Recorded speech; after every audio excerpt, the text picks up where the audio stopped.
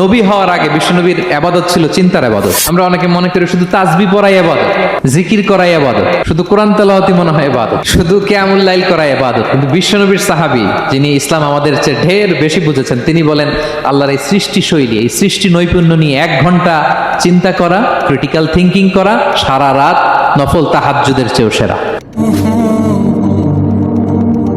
সূরা আলে ইমরানের 190 নম্বর আয়াতে আল্লাহ তাআলা বলেছেন, যারা আকাশ বাতাস পৃথিবীর সৃষ্টি নিয়ে চিন্তা করে এবং সর্ব অবস্থায় আল্লাহ তাআলার জিকির করে, ওয়া ইয়াতাফাক্কারুনা ফি খালকিস সামাওয়াতি ওয়াল আরদ, এবং তারা তাফাক্কুর করে, ক্রিটিক্যাল থিঙ্কিং করে, এবং তারা বলে মা খালাকতা হাযা বাতিলা, হে আল্লাহ তুমি অনর্থক কিছু সৃষ্টি করো নাই।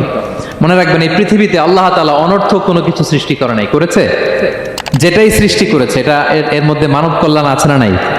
আল্লাহ তাআলা আমাদের জন্য কল্যাণ রেখেছেন। এবং এই আয়াত যখন নাজিল হল, বিষ্ণু ইসা ইসলাম বললেন, ওয়াইলুন লিমান কারাআহা ওয়া